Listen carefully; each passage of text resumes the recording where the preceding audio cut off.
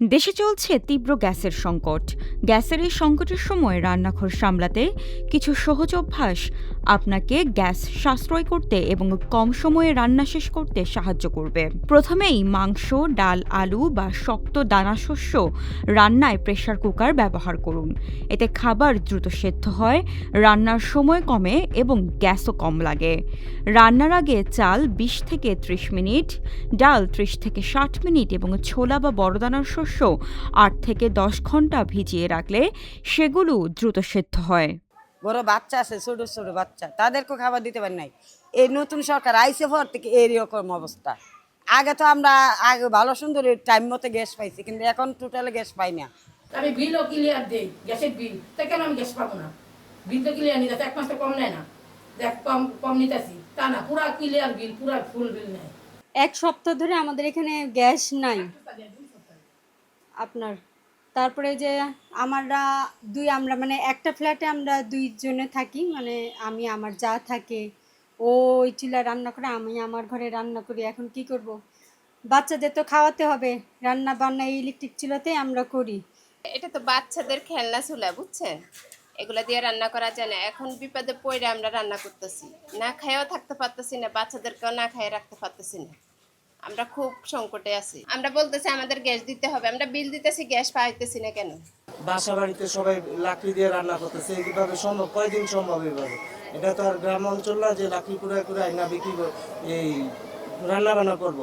ছোট হাঁড়ির জন্য ছোট বার্নার এবং বড় হাঁড়ির জন্য বড় বার্নার ব্যবহার করুন। শিখা যেন হাঁড়ির তলার বাইরে না যায় সেই ব্যাপারে খেয়াল রাখুন, কারণ এতে গ্যাসের অপচয় হয়।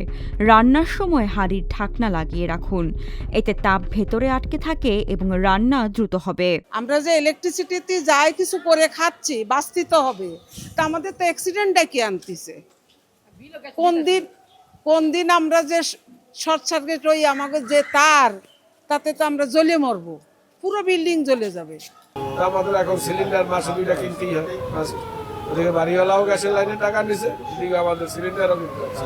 নতুন সরকার আইছে, কইছে যে সব কিছু দিব, গ্যাস দিব, হানি দিব, সবই দিব, বিদ্যুৎও বাসা দিব, আমার ঘরে বয়স্ক মানুষের বাতা দিব। কই খবর তো নাই কিছু দেওয়ার।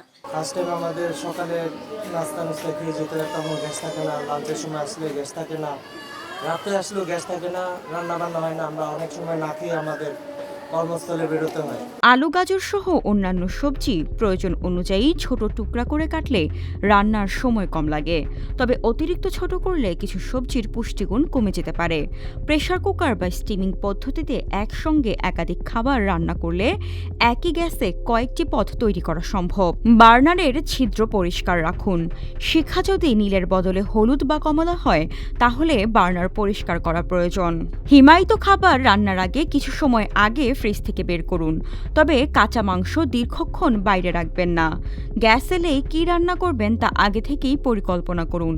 সবজি কেটে, মশলা বেটে এবং উপকরণ প্রস্তুত রাখুন। পাশাপাশি গ্যাসের অপেক্ষায় চুলার নব খুলে রাখা, বারবার গ্যাস পরীক্ষা করা, খালি হাঁড়ি বসিয়ে রাখা, হলুদ বা কমলা শিখা উপেক্ষা করা এবং প্রয়োজনের অতিরিক্ত এলপিজি সিলিন্ডার ঘরে মজুত রাখা থেকে বিরত রাখুন।